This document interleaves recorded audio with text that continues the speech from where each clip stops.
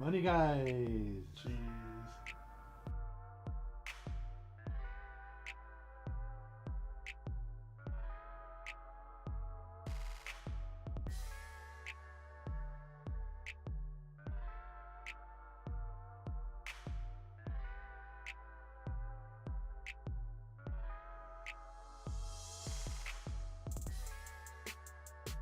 Voice in this show are for general information only and are not intended to provide specific advice or recommendations for any individual. To determine which investments may be appropriate for you, consult with your attorney, accountant, or financial advisors or tax advisor prior to investing.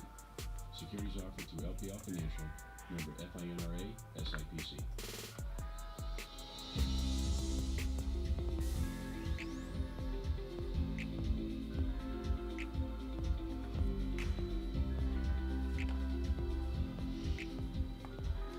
Good morning, Newport Beach, Costa Mesa, Irvine, and Orange County. This is Andrea Graham, your host this week for Money Wise with the Money Guys. Meet us at the intersection of influence and affluence, where you'll receive independent, objective, and transparent advice. You can learn more at ocmoneyguys.com or email us at afp@lpl.com. Today we are going to broach a very interesting topic about IPOs, and we have a very special guest today. Joining us is Josh Bois. Sorry, I'm working on my French. All right, okay. Josh has been an entrepreneur since age 9. Had his first .com by age 15. He has lived in the Silicon Valley as well as Orange County as he developed his technology-based businesses. He's a graduate from the Santa Clara University with a bachelor's degree in business management, where he also minored in entrepreneur. Yeah. I think he put it. Currently, he was the co-founder of Global Good Networks. He is the current CEO of 2030 Ventures Inc.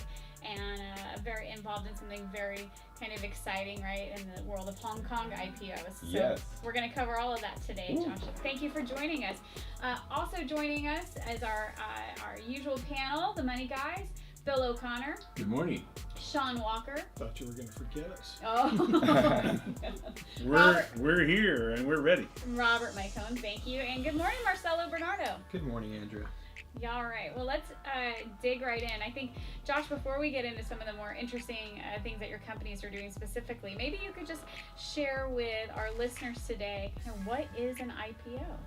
Yeah, initial public offering, also known as an IPO, is basically the first time that companies take their shares and make it available to public investors and institutions as well to come in, instead of it being private among the founders or their private investors or employees.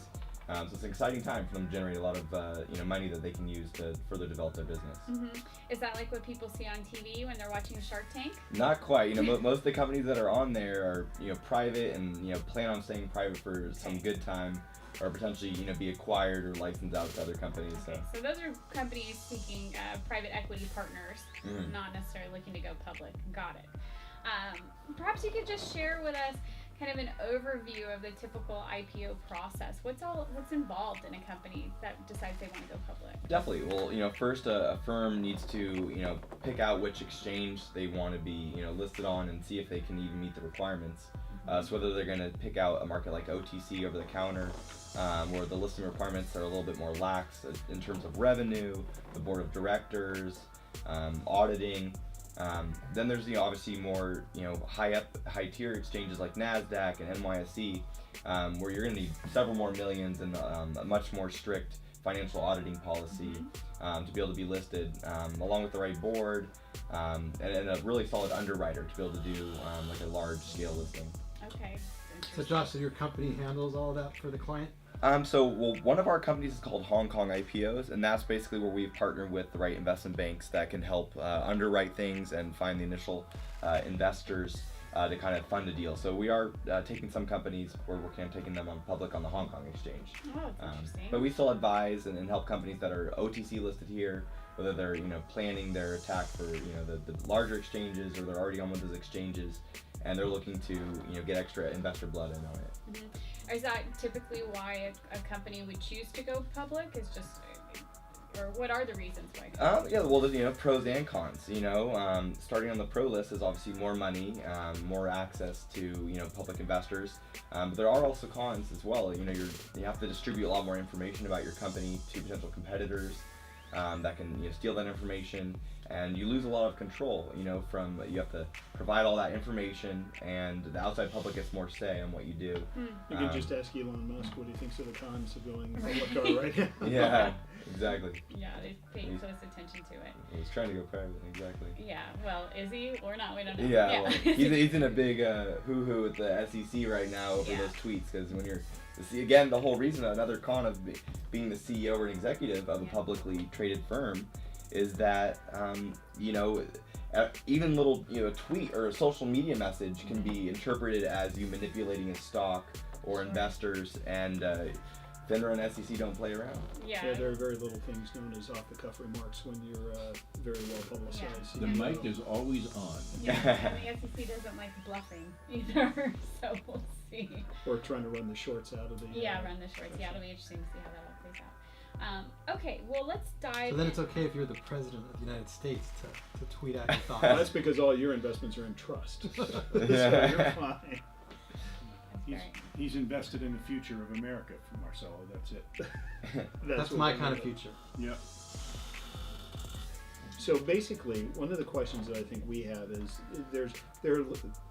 people have different ideas about IPOs and what they entail. Some people think that, it's just Mark Zuckerberg wanting access to his billions of dollars and getting that for the first time, while other people say, we just need a cash infusion into the company for capital operations, for just capital acquisition, for the burn rates, for just any number of reasons why you would need a fresh bunch of money coming in. What are your clients generally looking for?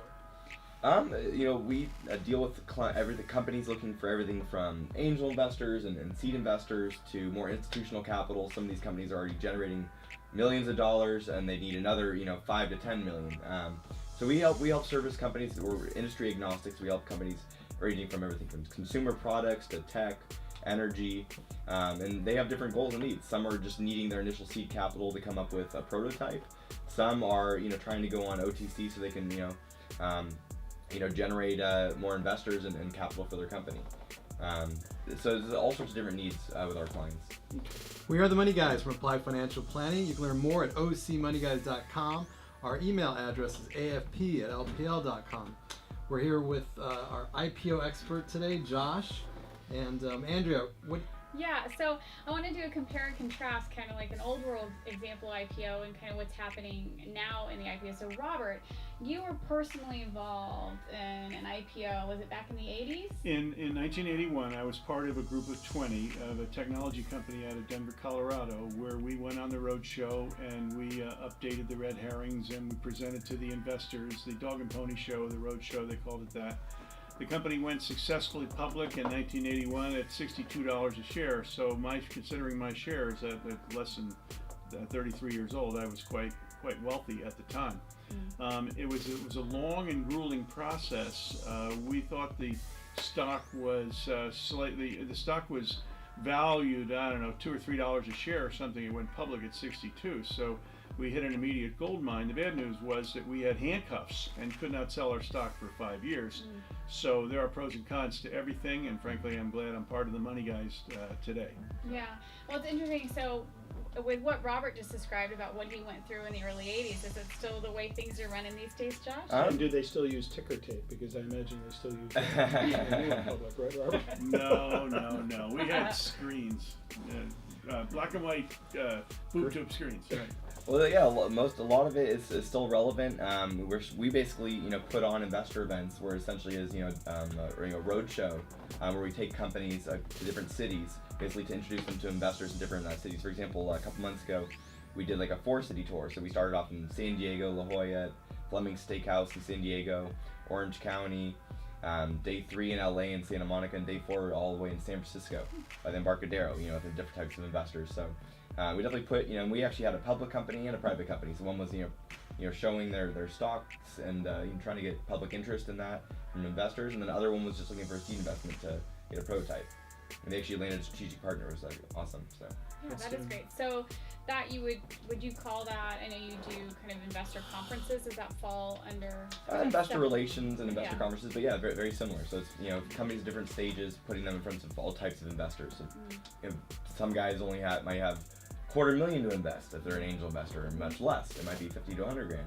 Whereas we bring in private equity firms and venture capital, and they're professional investors. So it's not about their current liquidity necessarily as an individual or their home. As long as They they're get on the investor. phone to the Yale endowment and said, "Hey, we need $50 million in a capital call. We need it Yeah. tomorrow." Sure. And they say, "Okay." Right. What about how is the internet changing things? What's Exactly. Yeah, that's one thing I was mentioning to you guys earlier. Is kind of it's funny to think of an IPO in terms of online and crowdfunding, but technically it's kind of the new IPO these days, which is there's several regulations with the SEC where you can do crowdfunding like Reg A's and 506C's and Reg A pluses and Reg crowdfunding. So there's all sorts of new rules that allow private companies basically to essentially go public and offer shares in their company. And there's different rules for each of these regulations. Some allow you to only stay within the same state, or just California, or just accredited investors, or you can only raise up to $1 million or up to 50 million. And that's one thing when we sit people down. We have several very experienced attorneys, other people that know all the rules of what are you trying to do, how much are you trying to raise. Are you trying to go public? Sometimes some of these things where you can go public, but it has to only be accredited investors. Whereas other ones can be private, but they can be unaccredited, and that can mean the difference when a company's only looking for $5,000 from 50 people for their money that they need. That can be a big deal. Them finding accredited can be tough. Yay, capitalism. Yeah. Josh, when you look at that, the owners who now own 100% of the stock, how much are they giving up in terms of percentages and control in order to do, whether it's crowdfunding or an IPO or? Definitely. Well, it really depends on where they kind of target and anchor their valuation. So I mean, if they're saying our company's worth 25 million and we're giving 5% away, or we want to raise 5 million and you only get 5%, then they still maintain at least majority control. Whereas obviously the higher your valuation, if it's not it's not really fair to the market, it's not going to perform well either. And a lot of these crowdfunding sites, if you don't raise your full amount, you don't get to keep anything. So there's some of these sites will also take a percentage themselves of the raise and not even charge you, like WeFunder, which is actually a very instrumental company that actually helped pass regulation crowdfunding and they call Reg CF. So some of these companies you go to for different things, there's different sites where it's only for accredited investors, and some it's unaccredited allowed too. Like for example, Kickstarter has programs that are reward based, where you're not getting any equity in the company, you're only getting a product back. Whereas you can go to Indiegogo or some sites like WeFunder, and you're actually getting shares in that company. So you kind of got to really look at what you're getting, because there's a lot of crowdfunding buzz, and really kind of look down the valuation. I typically like sites like Angels List, where we're starting to get more and more involved with, where we have investors locally. I was at an event this week, and one of the investors said they actually syndicate on this site. So it's actually really cool to meet some investors that are really putting money in on there, and you can basically form a group, and several high-end accredited investors that are already registered can all go into a deal in one place. Yes. That's interesting. It's a one-stop shop. Yeah, one-stop shop. Should we take a moment and define what accredited and unaccredited investors mean? We keep throwing that around. Well, yeah, we run into that with a lot of our alternative investments. Sure. We can only offer those investment programs to accredited investors, which means you have to kind of qualify for the investment. Because on the downside, if the investor doesn't have enough assets, this would be too risky. So we're trying to reduce the risk to the, While the numbers to the client. numbers aren't. We won't get into the details of the numbers, but essentially what it does is it speaks to the relative sophistication of whoever's putting the money down. Typically higher income, higher net worth, and I mean, there are different stratifications. You've got the accredited, you've got the qualified, you've got different levels of investment. And what they're trying to get through is nobody should enter one of these very illiquid kind of early stage companies without full knowledge that this is a new company. New companies have risks associated with them. And if you ever read one of those Reg D or any kind of prospectus, you'll see the lawyers really make their money on those relative risks of all enumerating all the things that could possibly go wrong. It's like they get paid by the word. Yeah, the sun could fall into the Pacific Ocean tomorrow, and that would adversely will die. So you know. I like when they you're put gonna- in acts of God. Oh yeah, I mean it's all in there, and they try to dump it all in there. But suffice to say that when somebody's going into this, they have to know that there are great risks, but there are also great rewards. We are the Money Guys from Applied Financial Planning. You can learn more at ocmoneyguys.com. Our email address is afp@lpl.com. We want to hear from you on this topic and others. If we don't get to your question today, we'll try to answer it in a future show. Now back to we are here with special guest Josh Bois. I'm getting better. I think by the end of the show I'll have it perfectly. I gotta Trying to I'm run it still through working the on my French Texas, accent. Yeah, Texas slang. it's true. Yeah. Bill, you had something Well, to add? the question on the table was, what's an accredited investor? And by definition, you have to have a net worth of at least $1 million. You have to have income if you're single of $200,000, married filing joint $300,000, and you have to be expected to have that again this year, in addition to having had it for the last several years. So it's And also Not just that anybody. million in assets usually excludes your primary residence. Because it's basically not realistic to assume that you would put up your house or go live in an apartment or something like that. So it's not withstanding your main residence. Okay, so you've got to have a really exciting lifestyle, and that you're able to meet some very talented, very energetic entrepreneurs. You come across as a very energetic entrepreneur yourself. So that's one of the things that I enjoyed when I was dealing with a lot of business owners.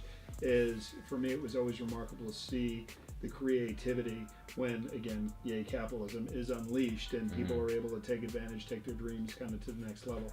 I'm just curious, what are some of your stories? So you don't have to mention the names or anything. Give me some anecdotes about some really cool. Yeah, definitely. Well, actually, before I get into that question, I wanted to kind of touch on one question we before break that came up, which is about the sophistication of investors to have to go into deals. And the realistic ratio that venture capital and a lot of angel networks see is around like 1 out of 18 deals working out sometimes, Some return wild profits either through acquisition or IPO, and most either just lose money or they just pay themselves off. So that 1 out of 18 makes up for the 17. Exactly. And that's kind of just to give you an idea of how many companies investors have to go into sometimes. Some cool anecdotes. I've actually also lived in DC, so I'm sorry.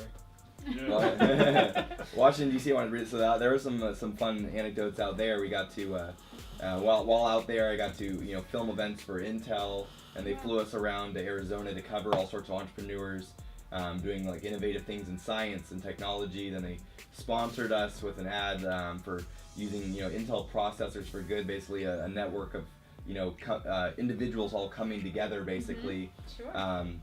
To use free compute resources to solve global problems. So that was some cool things we got to do. Some of my past companies that were less investor focused. I started my first .com at 15. What was it? JB servers, Josh Bois servers. So I was hosting servers. Then I had a game server company I also developed. And it had a Josh Bois control panel. So I had these kids around the country basically playing all these video games. And they'd form into what's called clans, and their mom or them would come up with money to pay for servers, and I was hosting servers and subsetting out space and driving up to LA. Actually, literally, the funny anecdote, when I put a server in a data center up there, my car got towed, and I remember I had to go walk to, from the data center in downtown LA to the tow yard. At the time I was 17, 18, So and I literally sweat along that route. I think I cut myself or something. So and I even cried a bit. I was like, how am I gonna get the money to pay my server and pay for this car to get out and all this stuff? So it was blood, sweat, and tears, baby. It happened before, but that's just entrepreneur 101. Right Yeah. there. yeah.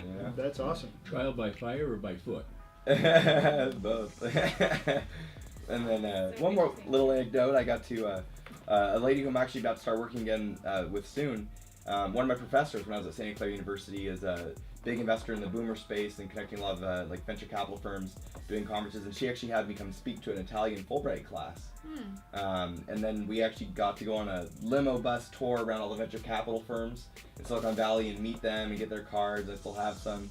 And then basically go on to a whole yacht event and eat nice food at some yacht yacht club basically. Uh-huh. So it's really I've had all sorts of crazy experiences, and it's just getting better because I literally kind of get paid to hang out with all these great thinkers and CEOs that are entrepreneurs, and then all the great investors as well. So I get to hang out at really nice houses and on yachts and other things. And I think you've had a fair amount of celebrity encounters. that as well. So yeah, I've had the celebrity side of my business for years, where I was in Hollywood and doing marketing campaigns and ads and websites and branding for celebrity. But I think my brain was most focused now on I think kind of venture capital and family offices and kind of high tier investors that can put real money into things. My motto, 2 parts, is 1, change the world by basically connecting it to funding. So changing, finding great ideas and then connecting it to investors so it can change the world, and then obviously make money along the way. So capitalism still prevails, but I want to change the world, and I think I can make money along the way. Kids got to eat. You can only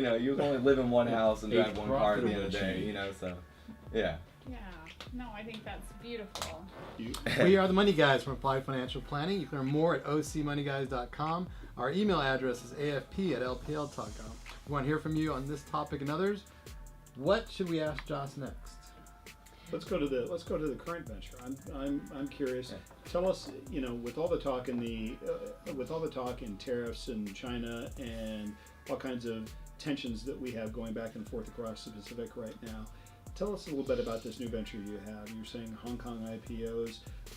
Obviously, you're trying to either attract customers or funding or both from all different kinds of shores right now. Mm-hmm. What's happening in your business? Describe that and describe Yeah, some of the so headwinds you have. well, our primary company right now I'm focused on is Global Capital Network, our investor network, investor relations business, and 2030 Ventures, my startup accelerator. Basically, one of my other babies right now is Hong Kong IPOs, and that's where we're actually specifically finding like medical tech companies, nano-tech companies, biotech, things in the medical space. As China's looking to kind of bolster their biotech sector, they haven't focused as much on that as they have, like, let's say, manufacturing, right? Production, to export, if you will. So they're kind of gearing up on that. So some of the listing requirements, we're looking for the companies that actually have, it's a soft requirement for the exchange, but about 10 million has passed through them. And that could be a grant, that could be investors or revenue or some combination. So they might have got 4 million investment and 3 million in revenue and a 2 million grant from the state. And then basically they're seen as legitimate enough for that state. Ideally some patents in the works, pending or approved.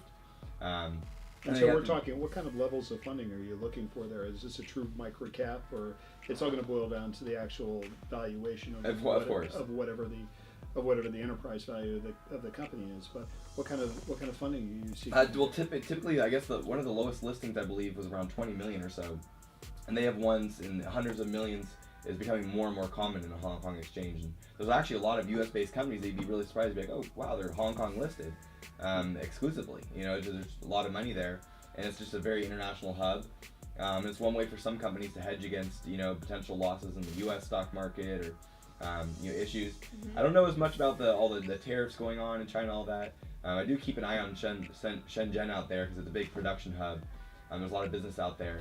But I just know China is growing, and they're investing into Africa a lot, and India, and infrastructure projects. They're buying everything here, so foreign investors are very active right now. So there's money spilling over to U.S. and to other continents where they're buying up huge real estate and projects, putting money in. They're buying out a lot of art. I mean, even locally here, I'm sure you guys have heard of Broadcom, the huge purchase of that. That was one of our big U.S. Production manufacturers, and swooped off its feet. Enough bees behind the deal, and we have the big complex down in Irvine right now that they're standing up, I think. Yeah, it's built. Not insignificant. No, not insignificant. at all. So how are these IPOs and say they go public in China? How are they denominated? Are they denominated in local currency, or are they denominated in local dollars? currency. Okay. Yeah, to the Hong Kong dollar basically. No, outstanding. Is there a season for IPOs? Is there a Well, good time to pursue? There's good times and bad times, and obviously during any economic downturn is a bad time because there's going to be, people are going to be holding on to their cash and trying to remain as liquid as possible, and they're not going to want to venture off with you on a long-term risk. Another thing with IPOs, and I'm sure our partner here remembers this, is sometimes IPOs are actually offered to insiders first, to their bigger institutional clients or to their highly active traders that are in a lot of deals. There's actually like a double standard where a lot of these firms don't want to see a newer investor come in and buy that IPO stock and then flip it immediately. Whereas they're totally fine with that when institutions will do the same thing and buy up the hot IPO when they get the first look at it and sell it. So good time and bad time. It also depends on your marketing assets and abilities. Especially with these online deals, Kickstarter and whatnot. I mean, maybe it's an economic downturn or there's just a storm, some sort of big hurricane in Texas, and you have a Kickstarter for some sort of relief technology. There was a guy who built like a man-made pool around his house, and his house was the only like safe one in the neighborhood. Some product like that comes off, and you can see even in a downturn, there's certain things that are last throughout every industry. Sure. Timing. And it also drives to the point of what are you buying as far as an IPO is concerned. Are you buying a product or are you buying a company? So that's one of the things that drives the valuation, drives the value, drives everything. But anyway, Well, you'll comment that there's never a bad time to make a good investment. The question is this particular IPO a good investment?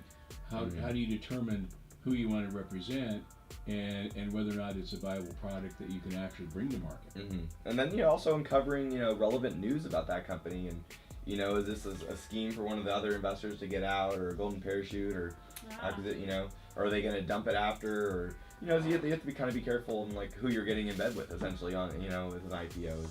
Is this like Amazon where they're already a clear dominant leader and they're going to continue to capture more and more markets, or is it kind of a dying market, or is it a little risky like a new energy product? You see, domestically here for most investors, they think the IPO market for me is kind of out of my reach. That's kind of held off to the road shows, the big money, those people that are going to make a commitment for the primary offering, and they're going to wait to see it in the secondary market later. How does it work for you guys? I mean, how does it work for your particular companies that you're representing? Does a private investor, I guess, from the if they're accredited, then they could get in early enough where they see a good pop in their investment? Yeah, and that's one thing we're working on is kind of like or at least 1 out of 17 times they might. Small kind of group of private investors that we're gonna start offering more like first look access to some of our deals, and potentially charge a premium for them to be able to see that. I'm trying to put together a deal flow portal right now where you can swipe left or right through deals that you like or don't like and save them. That's awesome. And that way when I'm talking to and I meet a new investor, like yesterday where I'm sitting and we're talking about a certain industry, I can say log into our site, click private companies only or only public, and by the deal size and the industry. Also putting together like an investor database of all different types of investors around the world from all sorts of different sources, from everything from angels to billionaires to family offices, that we can automate actions like following them on social media or messaging to them, or potentially sending them an invitation to an event that's informational about a certain company. For people that are listening today that would be interested in learning more or checking out your companies, is there a website or anything you'd like to share today? You can either follow my video channel, Josh Bois TV, on YouTube, or globalcapitalnetwork.com is where we're doing a lot of investor relations and our investor conferences with. And don't you have another conference coming up here soon? Yes, we do. So we actually just did our last event about a month ago at the Beverly Hills Four Seasons. That was awesome. We have a 70 or so institutional event coming up on September 6th for institutional investors for a local venture fund. And then a big blowout, like everyone in the financial community in Orange County, October 4th. That's going to be at the Newport Beach Marriott. So we still have, we're going to have 300 or 400 or so people, basically investors and broker-dealers, RIAs, everyone in the financial community coming together, and we'll have, all sorts of vendors and mostly, companies basically presenting their offering. Are the money guys invited to that? Of course you guys are. Outstanding. Well, this has been a very energetic half hour that we spent with Josh Bois. And what we've chatted about here is something that we've all kind of heard about, or at least our listeners have all heard about, but we dug in a lot deeper, and it was enjoyable. Thank you for stopping by. Thank you guys. Independent, objective, transparent. That's applied financial planning. You can meet us at the intersection of influence and affluence. We give you your future direction by providing the know-how and personal attention to help grow your assets. Learn how to give your financial future direction at ocmoneyguys.com or 866-733-5268 to schedule a meeting with one of our advisors. We can help you plan for your future today. Thanks for joining us. We'll be back same time next week, KOCI 101.5 FM. Hey. Mics are on. All right. Good job. Good job. All right. Well Nice work, done. You know what's good about you in radio? You talk fast. yeah, Very good on radio. that's funny. You ever listen to NPR? Really? Yeah. Oh, what did you think of that book? That's how they talk to you. It's horrible. To determine which investments may be appropriate for That's you, great. consult with your attorney, accountant, That's great. and Thank you financial very much. advisor That or was tax fun. advisor prior to I think investing. it'll be really interesting. Securities offered through LPL Financial, member FINRA.